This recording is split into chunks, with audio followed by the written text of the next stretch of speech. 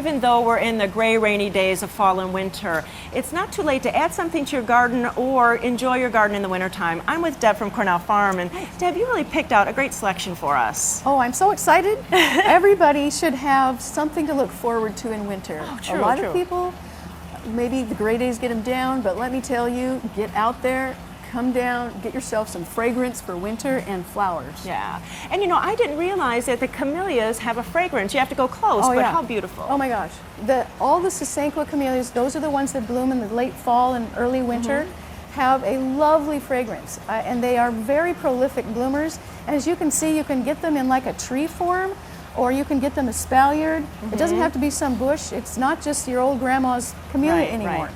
And you can put it in a pot, or if you have a small space against your fence, it's perfect. Yes, absolutely true. And they are so easy, and they're a shade plant. People can't find stuff for shade, but they should definitely do camellias. Perfect. And then sarcococa, and you have a big one and a small one. Yes, two types. There's a big one called russifolia and a small one called humilis. They start their buds right now. Look at that. You can see them, they're loaded up. And their fragrance is like fills your yard. It does. One plant can do it. Or you can make a hedge out of it. It's like a boxwood substitute because it's evergreen and glossy. Nice. Sun or shade. Right, very nice, very easy care. Yes. And then so beautiful. Oh Yes. my gosh. Everybody loves witch hazels, or they should. This is a secret small tree. This is a great little thing you could put like on next to your porch if you're trying to screen between you and the public. Sure. Because it's open and airy. You have this absolutely stunning fall color Pretty, on the leaves. look at that. And then every one of these little teeny buds is going to create this little fringe of a flower. And there's various colors, yellow, gold, or orange, red. I think the yellows are the most fragrant. Fantastic. Those are so eye-popping on a gray day, really pretty. Yes. And speaking of eye-popping, Edgeworthia. Yes. Totally unbelievable. This plant, they have some specimens in the Chinese garden, Yes. but it has, all the leaves will go by the wayside. And the little buds in here are quite knobby, but yellow and so fragrant. So it's actually a relative of Daphne. Right. So it's beautiful. And the other cool thing, I don't know if you can see this in here, but look at that the structure. bark. In the winter, the bark is absolutely beautiful. It's just a great plant. Very pretty. Yes. And then speaking of Daphne, the best one for February. Yep, winter Daphne, Daphne Odora. My favorite plant of all time. It's your grandma's Daphne fragrance. You never forget it once you smell it. And it's a very slow growing, beautiful, small grower for part shade. It's wonderful. Nice, nice. And Evergreen, then yes. a new Mahonia. That is beautiful. Yes, this was a found object in the Himalayas, I believe, or China, not sure, by Dan Hinckley. This is a Mahonia Lionel Fortescue, and it's quite a barrier plant, if you want to call it that. Sticky.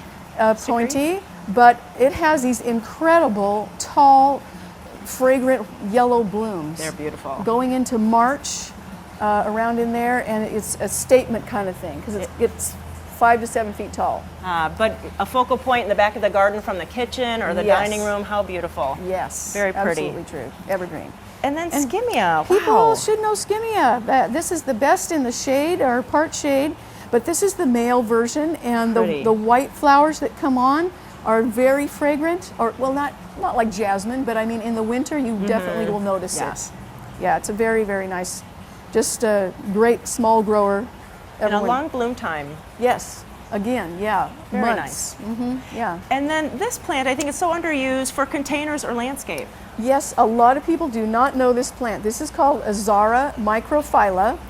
It has the teeniest, tiniest little balls of flowers, but they smell like chocolate. Yes, they're wonderful.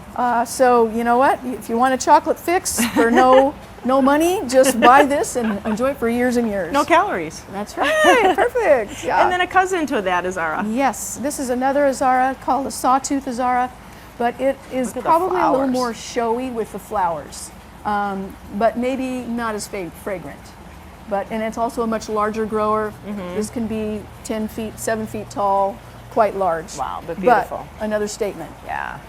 And then I think a plant that's kind of underused in our landscapes. Yes. Beautiful though. This is, the common name is witch hazel, or winter hazel, excuse me.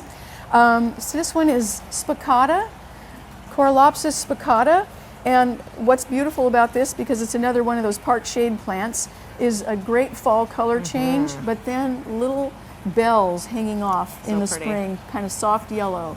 Very, very pretty. And the fragrance, again, is not overwhelming, but it is really nice. Yes, it is. So, a lot.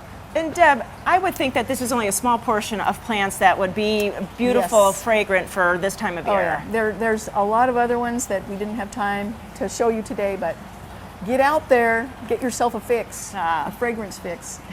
So if you have any other questions, please go to gardentime.tv. We'll click you over their website. Well, thanks so much. Thank you, Jim. Very much, Judy.